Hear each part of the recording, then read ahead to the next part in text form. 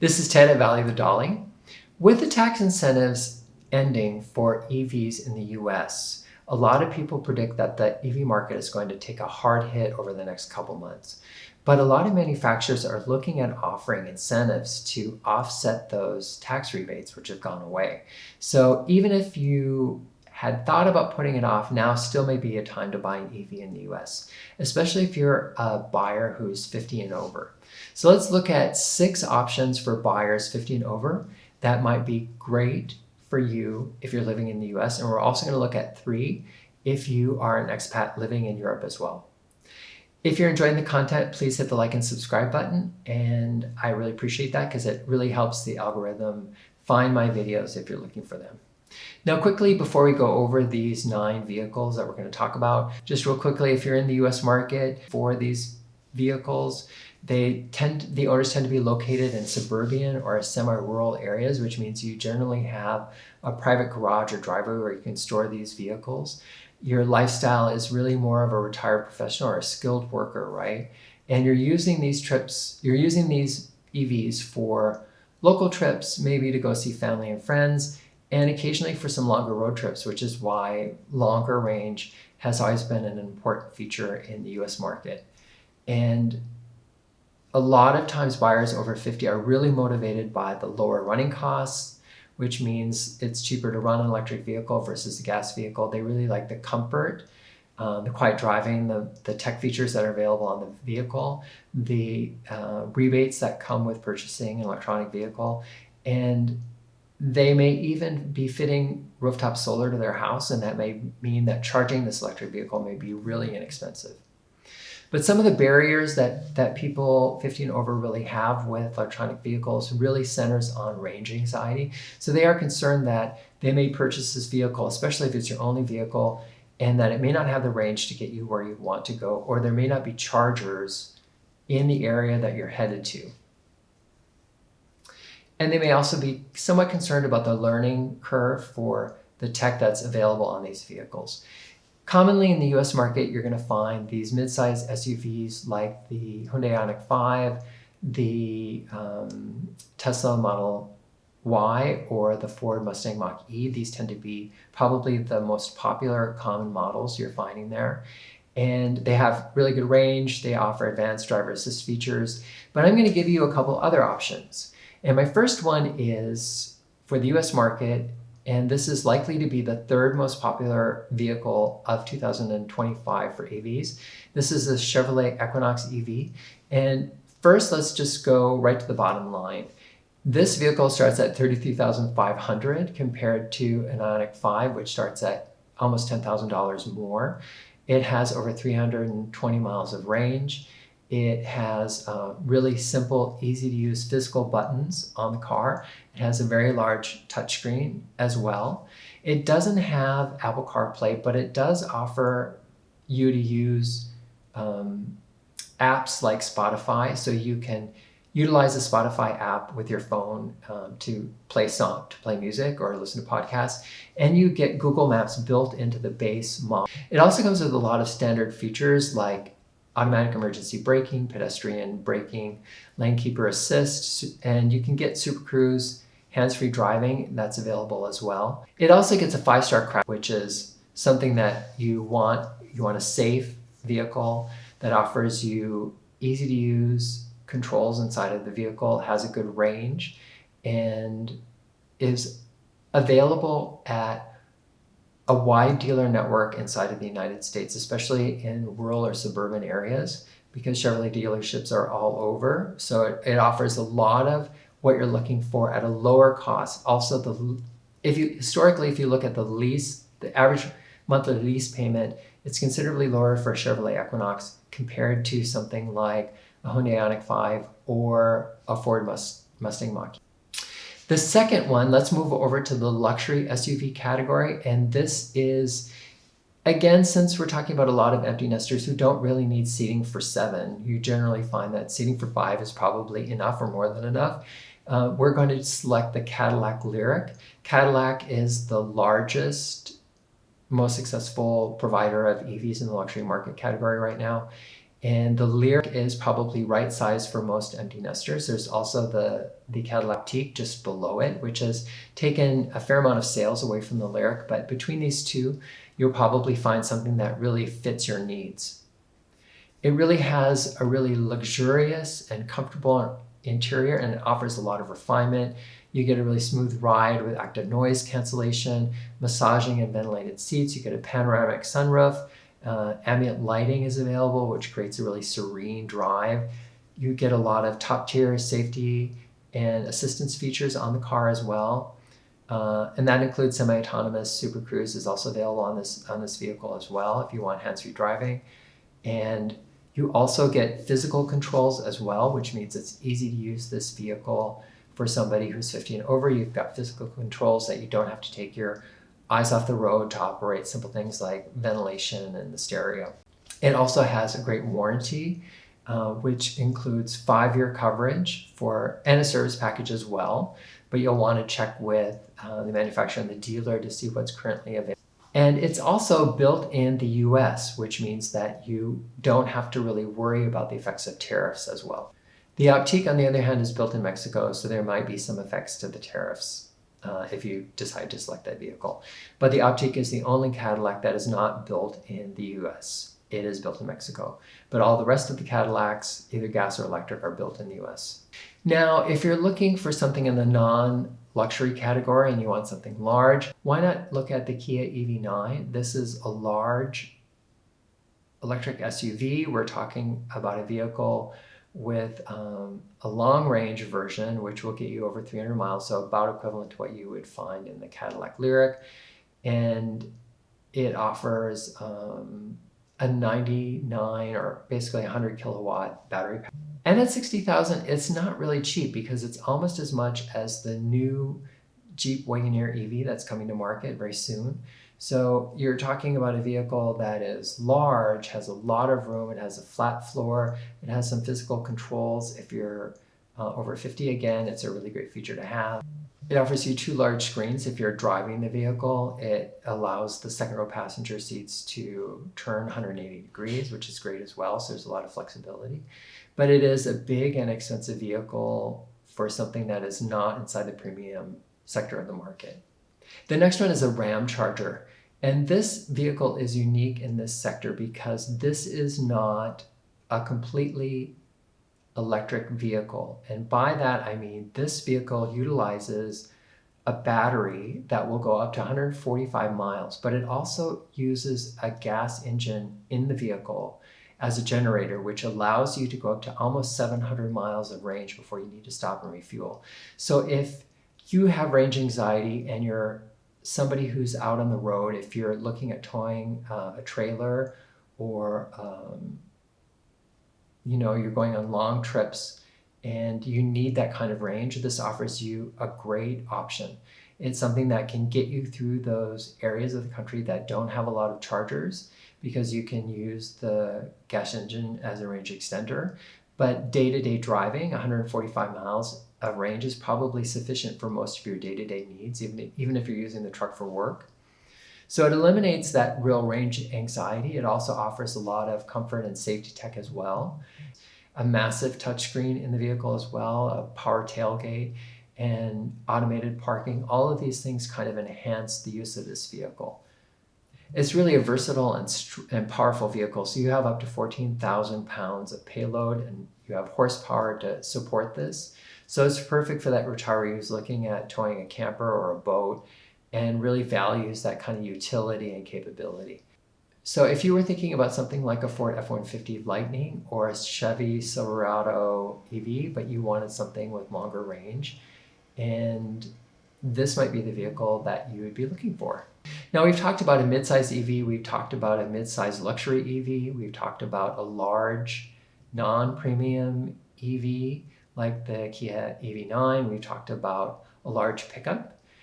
Let's talk about the last two in this group. We'll talk about the sports car and the luxury sedan. So if you're looking for a sports car in the US, maybe the Porsche Taycan is the one for you because you want all of that emotional rev that you get with purchasing a Porsche, but you want it in an electric vehicle. And this is something that has one of the best resales on the market.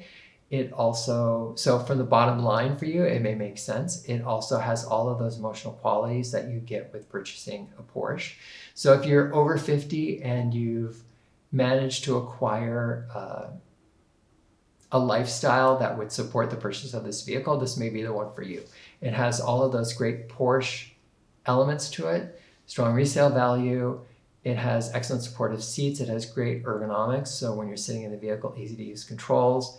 And it also has 4 doors, which makes it a little bit more flexible should you need it. But it's basically, all in all, a sports car, right? The last one on our list is the BMW i5. Yes, there are larger, more expensive EV sedans, but this one is really kind of right-sized for the empty nester or the person over 50.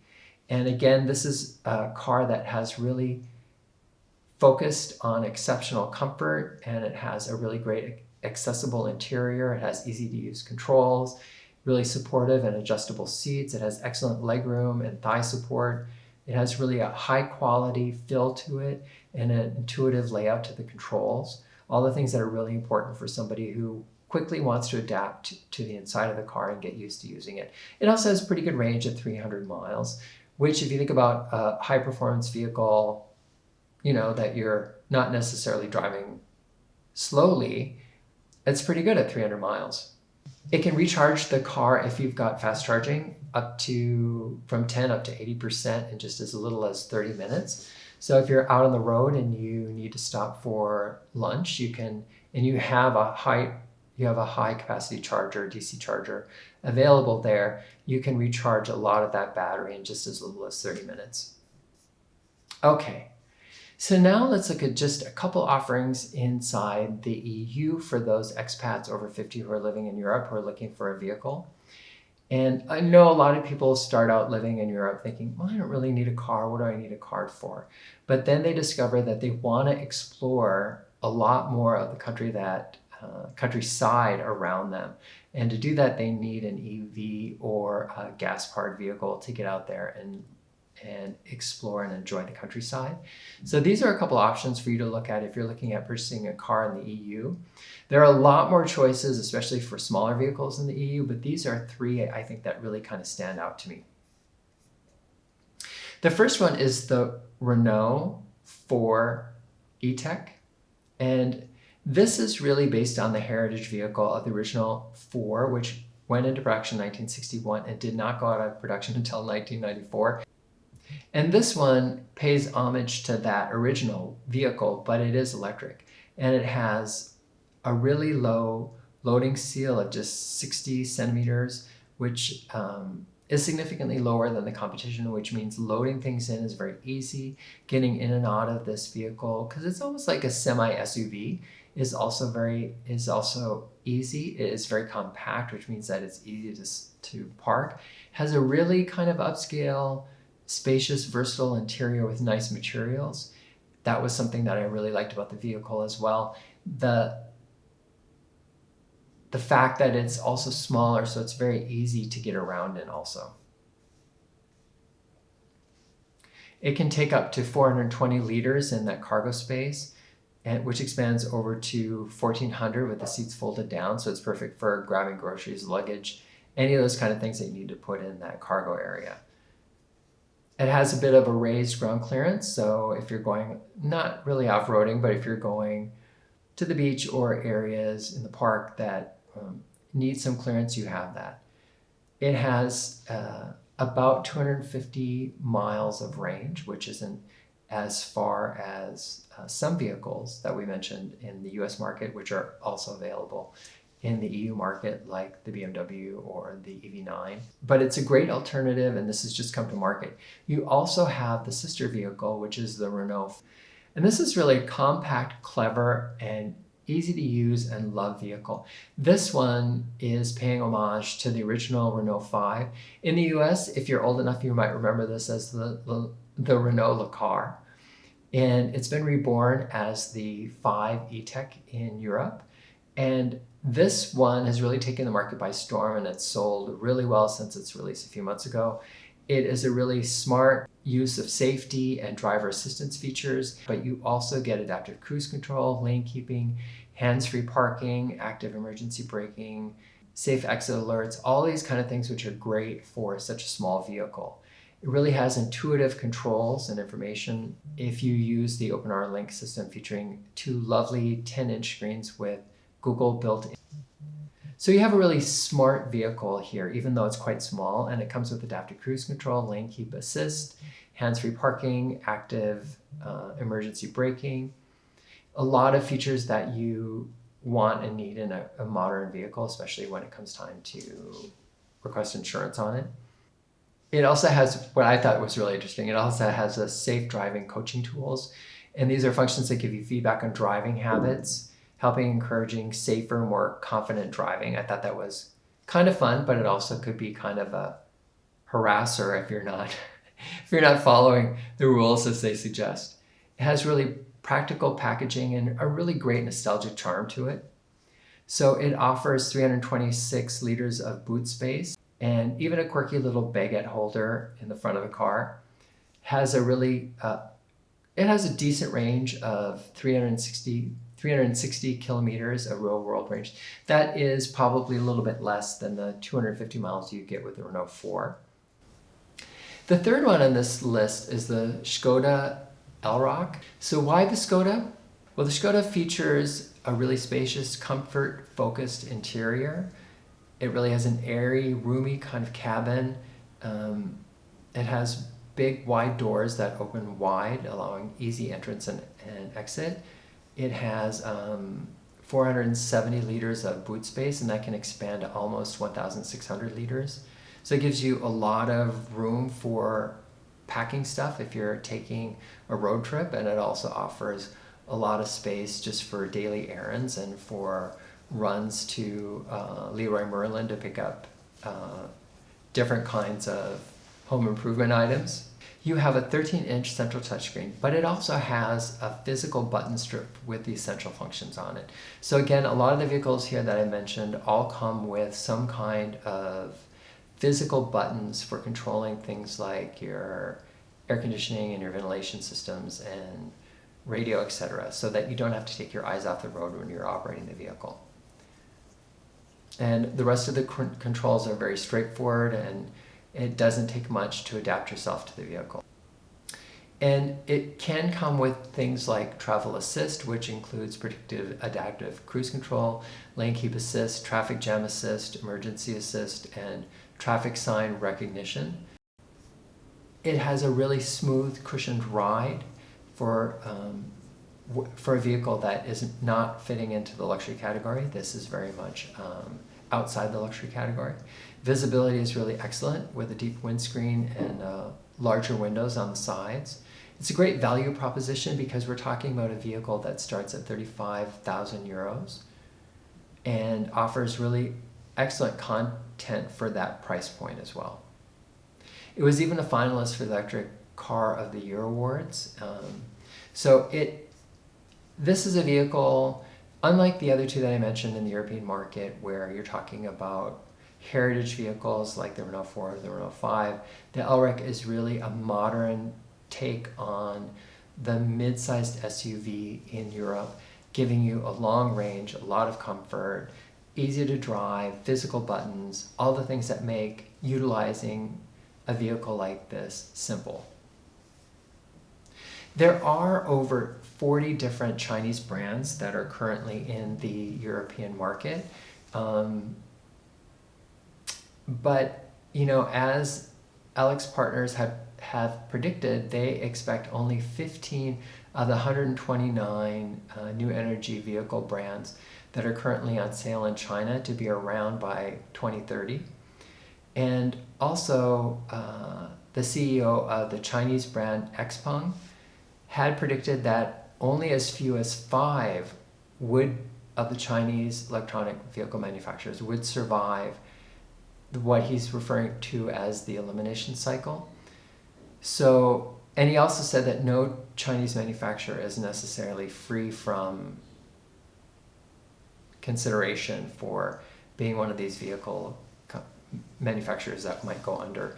So if you're looking at purchasing a Chinese vehicle in the EU market, then you want to make sure that you're selecting one from a stronger manufacturer, knowing that it's possible that some of the other ones may not be available a few years from now, which means finding parts or service and would be very difficult, and resale values would also be very low just because there would be no support for that vehicle.